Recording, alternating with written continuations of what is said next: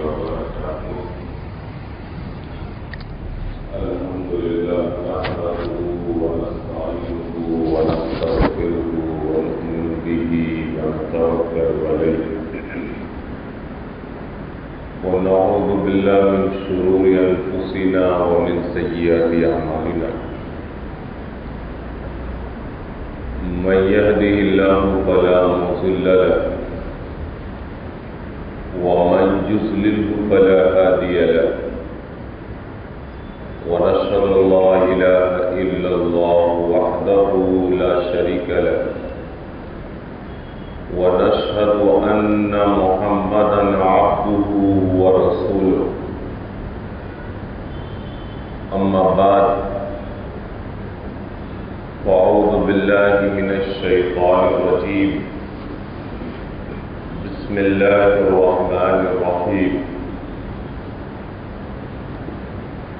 لتبلغن في أموالكم وأنفسكم ولتسمعن من الذين أوتوا الكتاب من قبلكم ومن الذين أشركوا أذى كثيرا وإن تصبروا وتتقوا فإن ذلك من عزم الأمور. صدق الله العظيم. معزز سامعین کرام، عزیز دوستو، اللہ رب العزت کا لاکھ لاکھ شکر اور اس کا احسان ہے کہ اس نے کچھ کہنے اور سننے کی توفیق عطا فرمائی.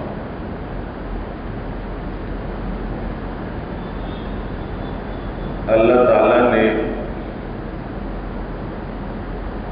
اس پوری کائنات کو پیدا کیا.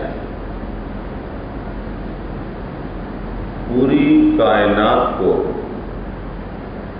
اللہ تعالیٰ نے بالخصوص انسانوں کے لیے بنایا اور انسانوں کے بارے میں اللہ تعالیٰ فرما رہے ہیں کہ انہیں دنیا میں آزمائش کے لیے بھیجا گیا.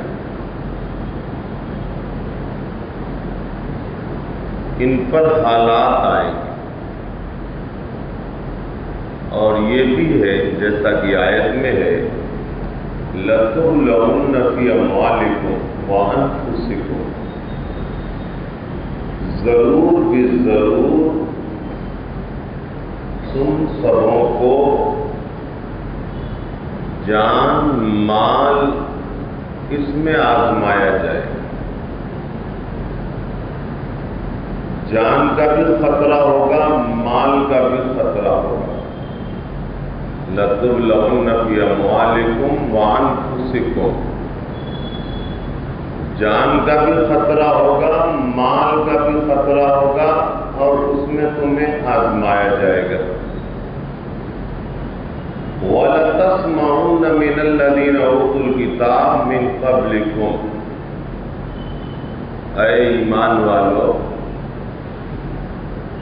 تمہیں بہت ساری باتیں سننی پڑے گی اور ضرور بھی ضرور سننی پڑے گی. طرح طرح کے الزامات سے گزرنا ہوگا، طرح طرح کے اعتراضات آئیں گے، طرح طرح کے الزامات آئیں گے. وَلَتَسْمَعُنَّ مِنَ الَّذِينَ أُوتُوا الْكِتَابَ مِنْ قَبْلِكُمْ، یعنی جو اہل کتاب ہیں یہود و نصارہ کی طرف سے طرح طرح کی باتیں تمہیں سننی پڑے گی. وَمِنَ الَّذِينَ أَشْرَكُوا، اور ان لوگوں سے بھی سننی پڑے گی جو لوگ مشرک ہیں، جو اللہ کی ذات اور اللہ کی صفات میں شریک ٹھہراتے ہیں. ان سے بھی تمہیں سننی پڑے گی. اذًا کثیرا، بہت ساری تکلیف دہ چیزیں، بہت سارے تکلیف دہ باتیں، بہت سارے تکلیف دہ کام، بہت بہت ساری چیزیں تمہیں سننی پڑیں گی، تمہیں ان راستوں سے گزرنا پڑے گا۔ وَإِن تَصْبِرُوا وَتَتَّقُوا، اللہ تعالیٰ فرماتے ہیں کہ دنیا کے اندر ایسے حالات ہوں گے تو اس وقت تمہیں صبر کرنا پڑے گا۔ وَتَتَّقُوا، اور تقوی اختیار کرنا پڑے گا۔ فَإِنَّ ذَلِكَ مِنْ عَزْمِ الْأُمُورِ، یہ ہمت والوں کا کام ہوا کرتا ہے۔ یہ آیت کا ترجمہ ہوا۔ آج ہم اگر عالمی سطح پر دیکھیں، انٹرنیشنل سطح پر دیکھیں، تو آج دنیا کے اندر مسلمانوں کی جان بھی خطرے میں ہے، مسلمانوں کا مال بھی خطرے میں ہے، اور مسلمانوں کے اوپر طرح طرح کے الزامات بھی، کہ یہی سب سے زیادہ دنیا کے اندر بدامنی پھیلانے والے ہیں، انہی کو دبایا جائے، انہی کو مارا جائے، انہی کو کچلا جائے، انہی کے اوپر اعتراض کیا جائے، انہی کے اوپر الزام لگائے جائے۔ عالمی سطح پر یہود و نصارا، کفار و مشرکین نے بالکل ہمارے خلاف محاذ کھول رکھا ہے، ایسا محاذ کہ وہ چاہ رہے ہیں کہ مسلمانوں کو صفحہ ہستی سے مٹا دیا جائے۔ اس دنیا سے کیا ہے مٹا دیا جائے، لیکن ہمارا ایمان ہے کہ یہ دنیا ایمان والوں کی وجہ سے باقی ہے۔ اگر ایمان والے دنیا میں نہیں رہیں گے تو دنیا ختم ہو جائے گی، اور ایمان والوں کو دنیا کے اندر اللہ تعالیٰ نے آزمائش کے لیے دنیا کے اندر بھیجا ہے۔ ہم امتحان سے گزر رہے ہیں۔ گویا کہ یوں کہہ لیجئے کہ اگر ایک بچے کو 10ویں جماعت میں کا امتحان لکھنا ہے تو اس کے لیے 3 گھنٹے کا جو وقت مقرر ہوتا ہے، اس وقت میں وہ امتحان لکھ رہا ہے۔ اسی طرح ہم کیا ہے، دنیا کے اندر جو ہماری یہ زندگی ہے، یہ ہم آخرت کے لیے امتحان لکھ رہے ہیں۔ اب اس میں کبھی اچھے بھی حالات ہو سکتے ہیں، کبھی برے بھی حالات ہو سکتے ہیں، کبھی خوشی بھی ہو سکتی ہے، کبھی غمی بھی ہو سکتی ہے۔ آج امریکہ، اسرائیل اور ان کے کچھ ماننے والے جو دنیا میں ان کو اللہ تعالیٰ نے ایک اسباب کے درجے میں طاقت دے رکھی ہے، اس طاقت کے نشے میں یہ لوگ خواہ مخواہ کمزوروں کے اوپر ان کے گھر میں جا کر ظلم کرنے کی کوشش کرتے ہیں اور ظلم کر دیتے ہیں، جس کی وجہ سے پوری انسانیت اس وقت چرمرا رہی ہے۔ پوری دنیا کے انسان بالکل چرمرا رہے ہیں، پوری دنیا کے انسان ڈرے ہوئے ہیں، سہمے ہوئے ہیں کہ آگے کیا ہو۔ لیکن قرآن مجید کہہ رہا ہے کہ یہ آزمائش کا دور، ان کے تشدد کو آزمائش سمجھو، اور اس آزمائش کے دور میں جو تمہیں حکم دیا گیا ہے کہ صبر اختیار کرنا، تقوی اختیار کرنا۔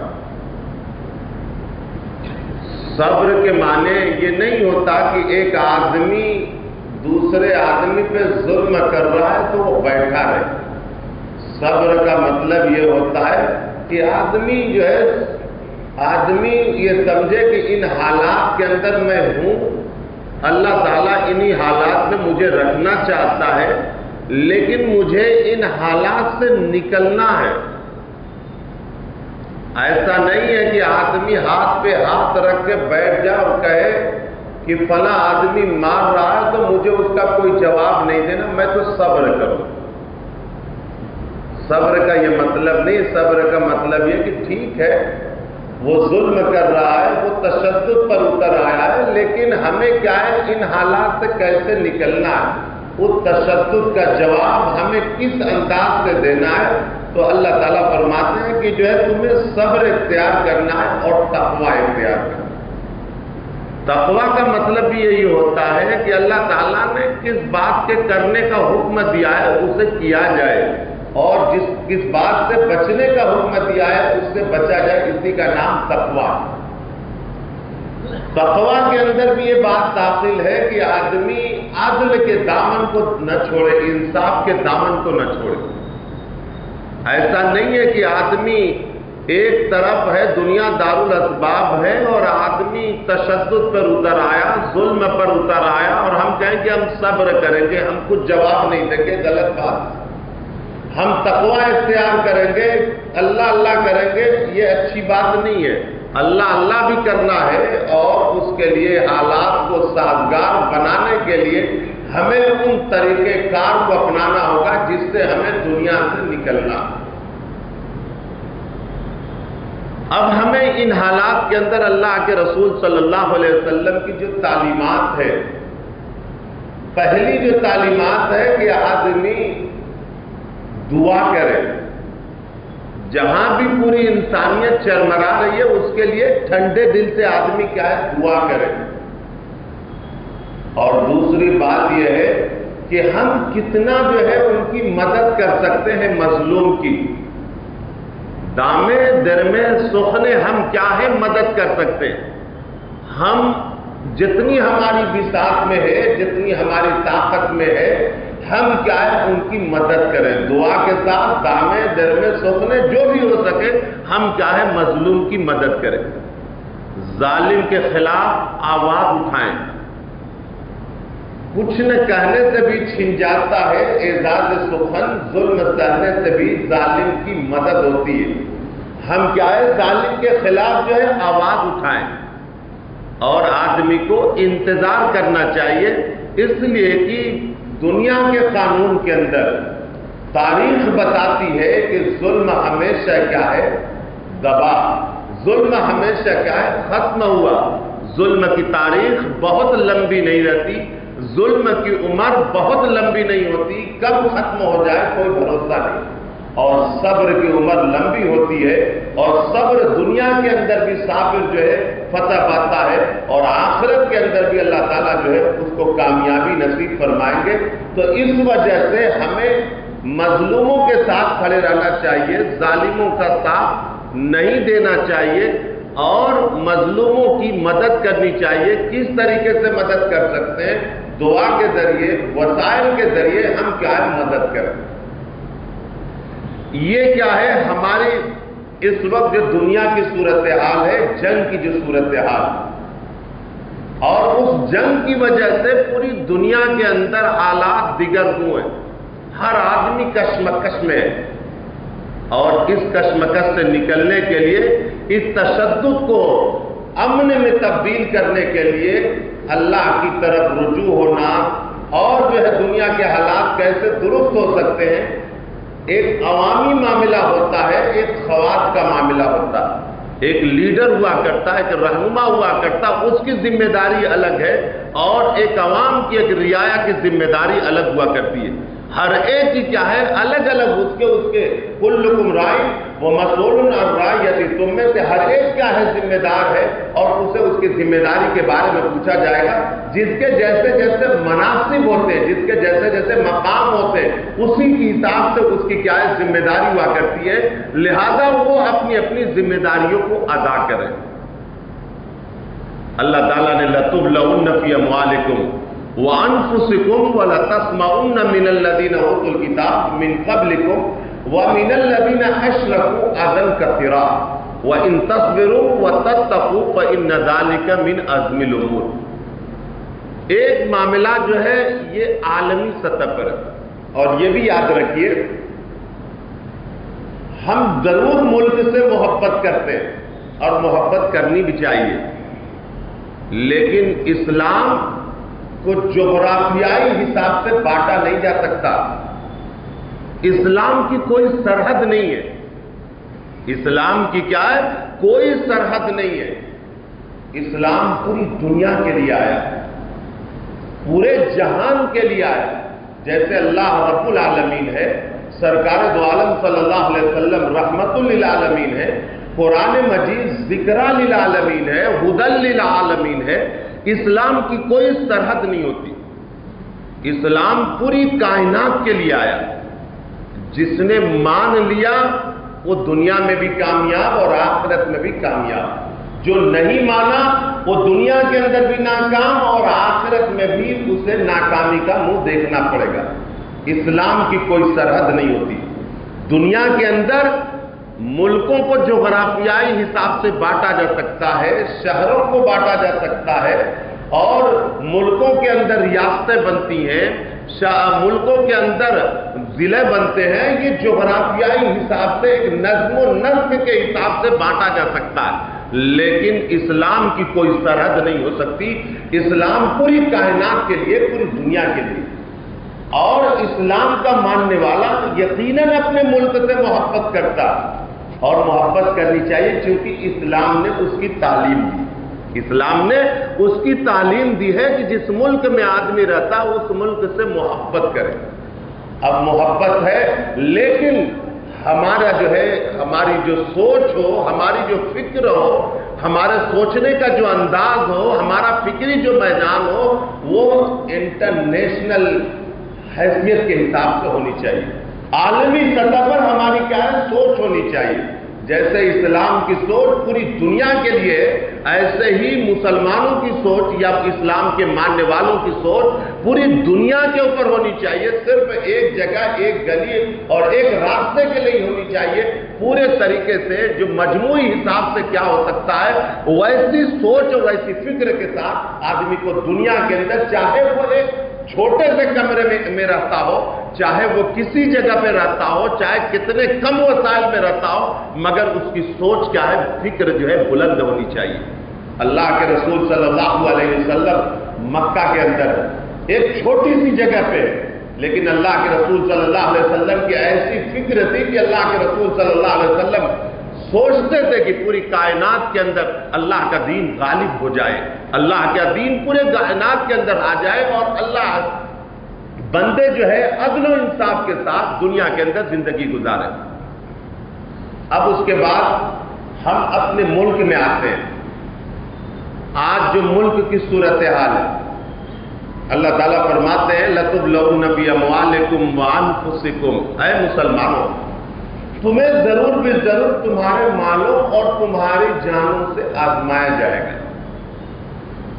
آج جس ملک میں ہم رہتے ہیں، اس ملک کے اندر مسلمان اپنے جان اور اپنے مال کے تحفظ میں ڈر محسوس کرتا ہے، اور یہ اللہ کی طرف سے آزمائش ہے. اللہ کی طرف سے کیا ہے؟ یہ آزمائش ہے کہ آدمی جو ہے اپنے جان اور اپنے مال کے تحفظ میں ڈر محسوس کرتا ہے.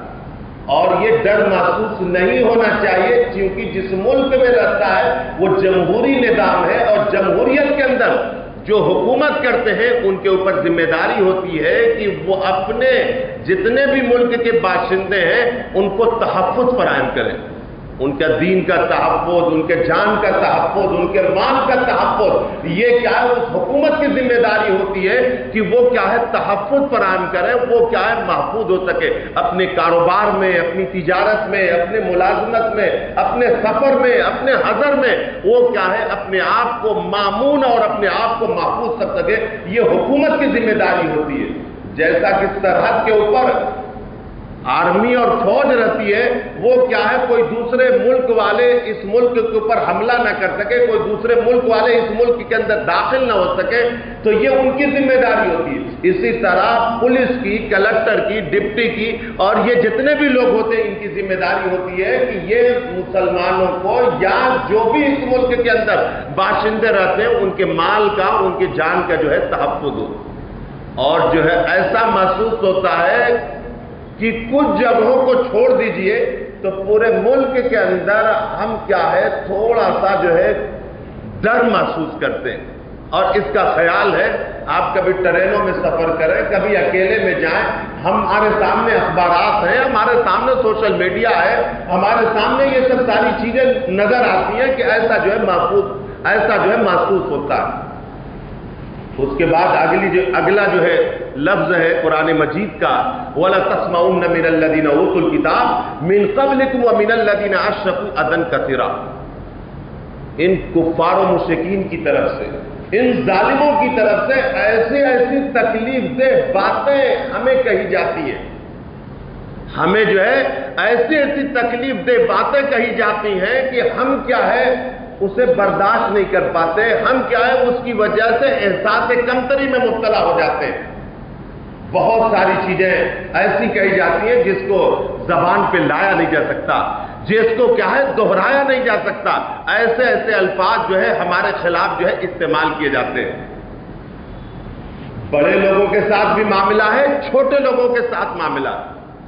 اب یہاں پہ ہمارے جو ملکی حالات ہیں, ملک کی جو سیاست ہے, اسلام سیاست سے باہر نہیں ہے. ملک کی جو سیاست ہے, اب یہاں پہ جو ہے ہمارا جو ہے صبر کا معاملہ ہے اور تقوی کا معاملہ ہے. پہلا تو معاملہ یہ ہے کہ ہم اللہ کی طرف رجوع ہوں گے, لیکن دوسرا جو معاملہ ہے کہ اس ملک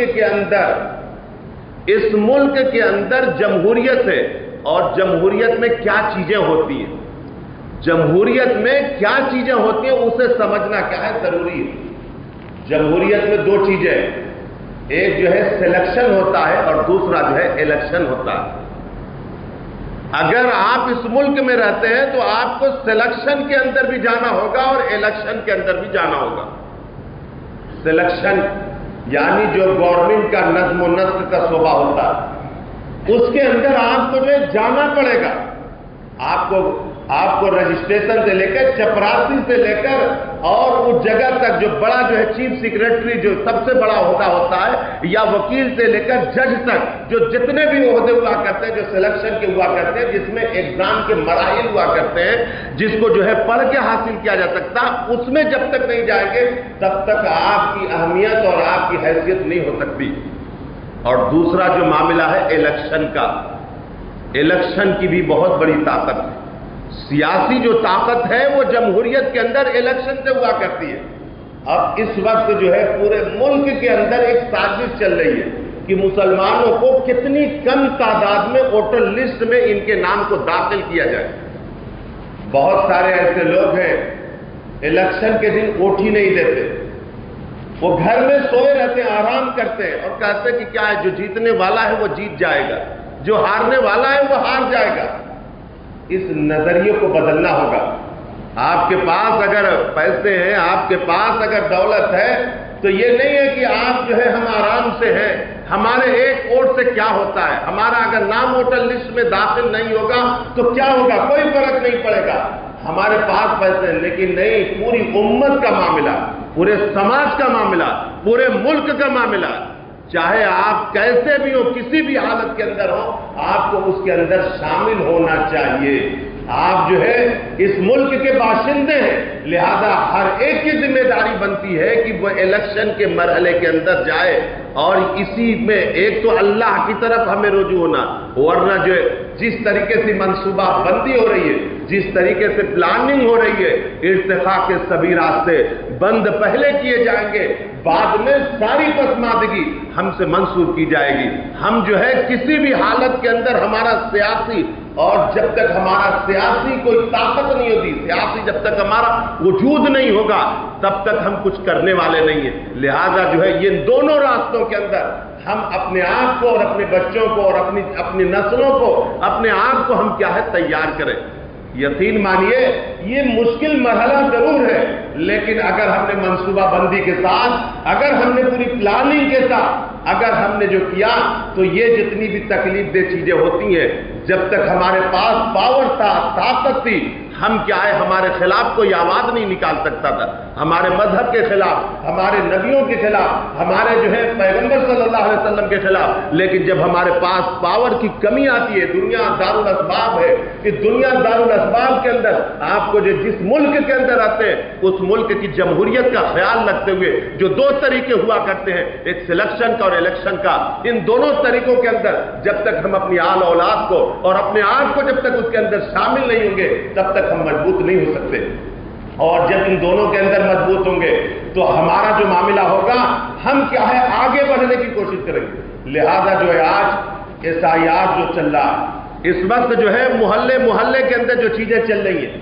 اس کے اندر ہمیں جو ہے خوب دلچسپی کے ساتھ بہت ساری تنظیمیں اور بہت سارے لوگ اعلان کر رہے ہیں، اخباروں کے اندر جو ہے کہہ رہے ہیں کہ ہم اس کے اندر شامل ہوں، تو ہم کیا ہے اس کو پوری دلچسپی کے ساتھ، پوری دل جمعی کے ساتھ اس کے اندر حصہ لیں، اپنے آپ کو حصہ لیں، اپنی خواتین کو اس کے اندر شامل فرمائیں، اپنے جو ہے نوجوان بچوں کے اندر اس میں شامل کریں، کوئی ایسا بچہ نہ رہے، اور ہر ایک ایک دوسرے کا ذمہ دار بنے، ہر ایک ایک دوسرے کے ساتھ جو ہے تعاون کا معاملہ کرے، ہر ایک دوسرے کو کیا ہے رہنمائی کرے، احساس دلائے، تاکہ جو ہے ہم ایک وجود قائم کر سکیں۔ ورنہ ہمارا نام اگر ووٹر لسٹ سے کاٹ دیا جائے، آدھا نام کٹ جائے، تو ان کا مقصد یہی ہے کہ ہم اس ملک کو جمہوریت سے نکال کر ہندو انتہا پسندی کے اندر داخل کر دیں اور مسلمان کو دوسرا شہری بنا دیں۔ اب اس وقت نہ ہماری مسجدیں محفوظ رہیں گی، نہ ہمارے مدرسے محفوظ رہیں گے، نہ ہم عبادت گاہیں محفوظ رہیں گی، ہماری حیثیت جو ہے ختم ہو جائے گی۔ لہذا جو ہے وہی پلاننگ کے ساتھ، لیکن یاد رکھیے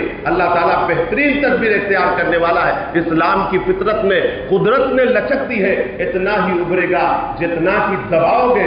یاد رکھنا چاہیے کہ ہم اگر ذرا سا بھی ہمارے اندر احساس پیدا ہو جائے، ایمانی احساس، حرارت، اور ہمارے اندر وہ چیزیں پیدا ہو جائیں تو ہم ہر کام کرنے کے لیے تیار ہیں۔ یہ کیا ہے ہمارے لیے ضروری ہے۔ بہرحال وقت ہو چکا ہے، دعا کیجئے اللہ مجھے بھی اور سبھی لوگوں کو کہنے سننے سے زیادہ عمل کرنے کی توفیق عطا فرمائے۔ آمین۔ وآخر دعوانا الحمدللہ رب العالمین۔